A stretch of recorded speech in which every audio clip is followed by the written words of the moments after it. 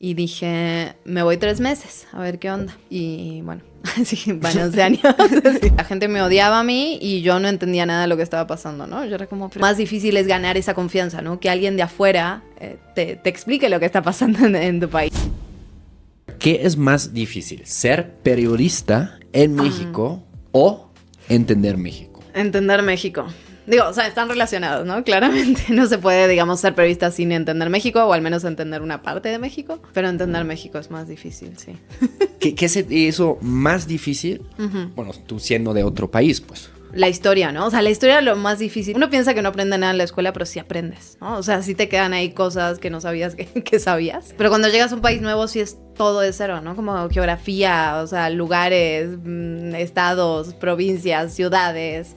la historia, ¿no? La sucesión presidencial, yo qué sé. O sea, me costó mucho entender el pasado, al menos una parte de ese pasado, para tratar de explicar lo que estaba pasando en el presente, ¿no?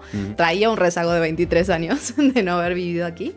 Entonces, o sea, toda la parte histórica al principio fue ruda y todavía me pasa, ¿no? Como de, o sea, por ahí ya más como nimiedades, pero culturales de, ay, ¿te acuerdas de este programa? Y yo, no, así de que no viví aquí, no tengo ni idea.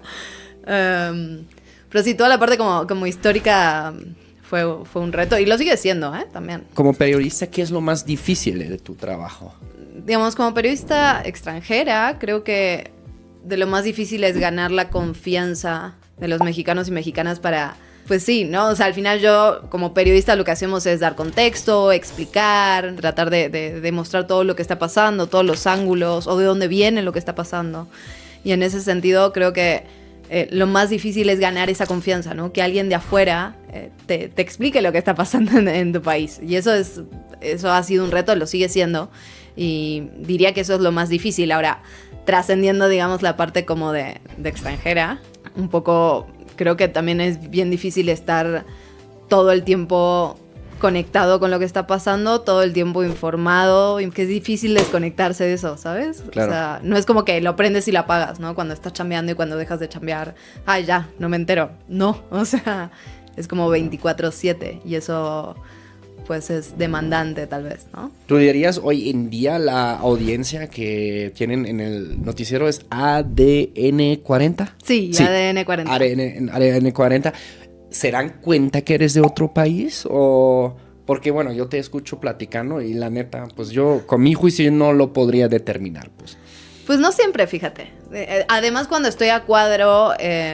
también cuido más el acento y es más fácil porque tengo muy asociado el acento con la noticia por mi chamba, pues. Entonces, digamos, cuando estoy hablando así es más probable que se me salga en algún momento, que se me note, que escuches algo y digas, ay, eso es que cuando estoy a cuadro en tele, ¿no? Claro.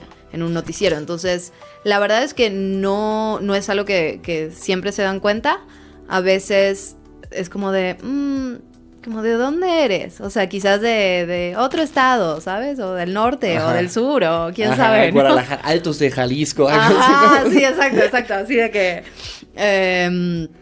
pero no es como que siempre se dan cuenta. Pasa que tampoco es algo que yo guardo como secreto, entonces claro. Eventualmente se enteran. Pero... Antes de revelar de qué país eres, ¿nos podrías dar una pista... Simplemente hablando como tú hablarías ahorita con un familiar tuyo, por ejemplo? Che, es que... ya no. Ya así la pista más fácil del mundo. Fui muy mala con esa pista, la neta. Fue muy evidente. Pero bueno, si dices, o sea, che, podría también... o sea, podrían, desde mi punto de vista, podrían ser 3 países, ¿no? 2 seguro... Uno... Sí, uno... por ahí. Uno podría ser. Bueno, esa es una... ¿Cuáles son los 2 que seguro? Uruguay y Argentina. Ajá. ¿No? Y el tercero, Paraguay. Sí, okay, justo. Okay. Estaba pensando en Paraguay. ¿Doy otra pista con el lenguaje? Ajá, sí. ¿Cómo estás? Muy bien. ¿Y tú? Perfecto. Estoy increíble. Estoy acá en un podcast, ¿viste? Es que... podcast, ¿viste? ¿Viste? ¿Ya o no? Sí, ya. ¿Ya? Pero está cañón, como puedes switchear así de rápido entre los 2. Que ya casi son 2 diferentes idiomas, me atrevo a decir. Sí, pero fíjate que... Sí, o sea, si me pides ahora que hable en argentino, empezaría súper argentino y Claro. seguramente a lo largo del podcast iría como retomando. Ándale. Y lo mismo, si voy a Argentina y me dices como, ay, habla como mexicana, que me pasa muy seguido, Ajá. ¿no? Como también empiezo y luego, como estoy hablando con argentinos y en ese contexto, ¿sabes? Inevitablemente termino hablando como argentino otra vez. Claro. Luciana, también escribiste un libro. ¿Nos podrías contar un poquito más al respecto? Sí, escribí un libro, fue una investigación, o sea, periodística, de... Es un tema como súper rudo de mujeres que tuvieron emergencias obstétricas, ¿no? Partos prematuros, abortos fortuitos, y fueron sentenciadas por homicidio. Entonces fue una investigación como muy larga, primero en un campo más académico, ¿no? En el contexto de la maestría. Hice Ok. aquí una maestría de periodismo sobre políticas públicas. Y luego, o sea, con toda la investigación, yo tenía ganas de seguir investigando y de escribir, y entonces ahí como empecé la parte más narrativa Ok. de llevarlo en un formato amable, como que te pueda contar una historia. Órale. Sí. ¿Hay alguna historia que te quedó muy marcada en la mente? Ay, De todas. las... ¿Cuántas investigaste? En realidad el libro son 5 historias centrales y Ok. luego muchas, ¿no? Como satélite. Pues una de las más brutales quizás es una en el Estado de México de una mujer que era víctima de violencia intrafamiliar Ajá. y estaba embarazada, en un embarazo deseado, su tercer hijo. Ajá. Y una noche el marido la golpea brutalmente. Ajá. Ella pierde ese embarazo, ¿no? Pierde ese producto. Casi se muere ella Ok. esa noche. Y la sentenciaron a 45 años de prisión. ¿Qué? Y él se fue, ¿no? O sea, él estaba prófugo, Ok. que en realidad estaba ahí en el pueblo, ¿no? Pero nadie lo fue a buscar nunca. Y ella pasó 18 años en una prisión en el Estado de México. Ok. Acusada justo de homicidio, ¿no? ¿Hasta la fecha? Ya salió hace como un año y cachito. Ok. Pero son muchos casos así, ¿no? Y como están sentenciadas por homicidio, es muy difícil rastrearlas porque, Claro. pues técnicamente, ¿no? Están sentenciadas por como si hubieran asesinado a alguien en la calle. Ajá. Y lo que hay detrás son historias como estas, ¿no? ¿Y tu libro, por ejemplo, ayudó a que esa persona, 18 años, eso es un chingo, eso es una vida? Es un chingo. Y como ayudó a, como, no sé, acelerar el caso de alguna de esas mujeres, o... Pues quién sabe, hay una que salió muy poquito después de que se publicó el libro. Digamos, yo siempre creo que los esfuerzos son colectivos, ¿no? Estas mujeres, muchas están acompañadas por organizaciones que chambean un montón, ¿no? Claro. Desde del terreno y que meten todo ahí para defender. Entonces, digamos, el crédito siempre es de ellas, la verdad. Ajá. Pero bueno, sí, evidentemente la exposición mediática y eso hace que ocurra... No que ocurra menos quizás, pero sí que cuando ocurra sea un escándalo más fácilmente, como pasó con el caso de una chava de 14 años, Esmeralda, Ajá. de Querétaro hace poquito, Ok. ¿no? O sea, de 14 años, una chica fue víctima de una violación, estaba embarazada y había tenido una emergencia obstétrica y estaba siendo acusada de homicidio, ¿no? Esto fue hace unos meses. Ok. Pero bueno, se armó así como un escándalo y entonces finalmente intervino la secretaria de las mujeres y se pudo parar como la Claro. investigación, pero sí, son casos que pasan todo el tiempo y creo que mientras se hablen, ¿no? Pasarían menos o no generarían más enojo por ahí. Claro. Y tú al como ponerle luz a ese tema, ¿qué reacciones has obtenido? O el libro en general, como qué sensación tienes? Pues mira, lo primero que siempre me llama la atención es la sorpresa, ¿sabes? Como Claro. cuando... Yo no sabía que existía eso. Justo eso. Mucha gente, ¿no? Me dijo así que yo no sabía que esto pasaba. Ajá. Y no pasa solo aquí, ¿no? Luego encontré que, o sea, en El Salvador es como el país donde más pasa, la verdad. Pero luego encontré casos en Argentina, en Guatemala.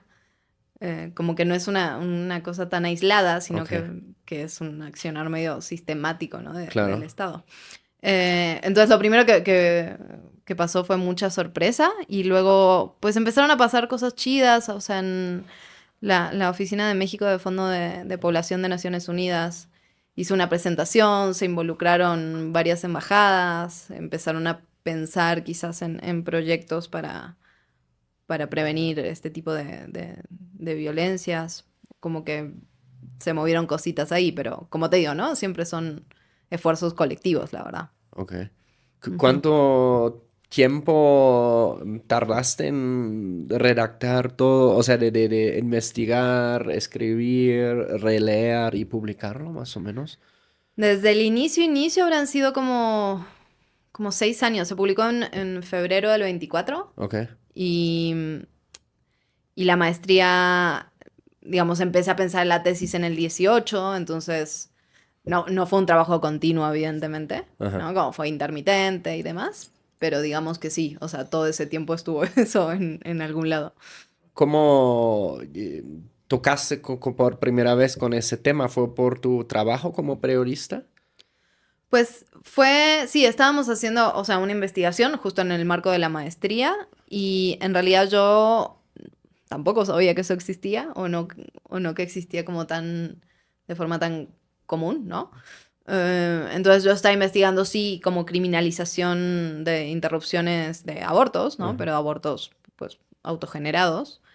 Y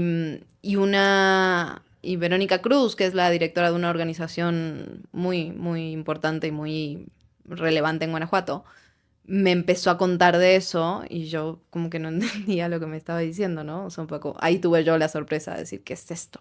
Ok. O sea, ¿cómo es posible? Y pensé que era un caso aislado y luego seguí investigando, ¿no? Y encontré más y más y más. Y pues ahí dije, bueno, quizás este sea el tema Claro, directamente, ¿no? como un iceberg. Ajá, justo. Y sigue siendo un iceberg, ¿no? O sea, yo alcancé a mostrar un pedacito y obviamente no soy la primera en hablar de esto, ¿no? Hay muchísimo trabajo previo y posterior sobre el tema, pero siento que todavía la gran parte está pues oculta. ¿Cómo se llama tu libro? Fortuito. Fortuito. Ajá. Y se puede conseguir en Amazon o... ¿Sí? Sí. Está, o sea, está en librerías y está también en línea, incluso hay audiolibro y ebook y estas cosas. Órale. Sí. Wow, qué fuerte. Sí, sí, fue un tránsito interesante, ¿no? ¿Te encanta Choque Cultural, pero a veces te falta el tiempo para verlo completo? Checa nuestro canal de Choque Cultural Clips, donde subimos los mejores momentos de las mejores entrevistas en clips cortos, perfectos para tu pausa de café. Suscríbete hoy a Choque Cultural Clips, el link está abajo en la descripción. Claro, ¿no? En tu trabajo como periodista, pues me imagino que seguido te topas con temas como acá o bueno, igual más lejos también, pero que no sé cómo te tocan por primero, pero como, no sé, ¿hay algo con lo que tú todavía te sorprendes? Sí, Sí, sí, todo el tiempo. De hecho, creo que hay que mantener esa capacidad de sorpresa sí. para hacer periodismo, ¿no? O sea, si nada te indigna, ni nada te entristece, ni nada te enoja, ni nada te da esperanza tampoco, porque está como esta frase súper, como muy, muy, muy dicha, ¿no? De hago hacer periodismo sobre lo que a uno le enoja, Ajá. con la que estoy de acuerdo, pero también sobre lo que uno tiene esperanza de no somos agentes de cambio, pero sí ponemos cosas sobre la mesa y siempre tenemos esa ilusión de que las cosas en efecto cambien, ¿no? O Ujú. sea, entonces, sí, me sigo sorprendiendo todo el tiempo, ¿no? O sea, sé que las cosas están ahí, la mayoría de ellas no digo como, uy, no hubiera pensado que esto era posible, pero sí me enojo cada vez, Claro. la verdad, sí. Sí. Es que yo también hasta la fecha, no sobre todo en un país como México, es como, ¿what? ¿Eso existe? ¿O eso realmente pasó así? Y siento como, pues yo soy de un país que no tiene tanta complejidad social para Mm, comenzar, ¿no? sí, me imagino, claro. Y como aquí siempre ver como que, no sé, es como, no sé quién lo dijo, creo que fue Octavio Paz, como que México siempre ves la fachada, pero como atrás siempre hay como un laberinto de callejones como atrás, ¿no? Así siento como, bueno, México y creo que conozco poco todavía de resto de los otros países de América Latina, pero siento, según lo que he visto y he escuchado, como muchas sociedades de América Latina son así. Sí, hay una complejidad compartida, sin duda, ¿no? Como hay muchas cosas que tenemos en común, problemas sociales en común, problemas de instituciones, ¿no? De institucionalidad, de clase política y demás. pero sí México tiene una complejidad particular, digamos. Sí. O sea, un poco, ¿no? La cercanía con Estados Unidos, la magnitud del país, la cantidad de población, Sí. la desigualdad.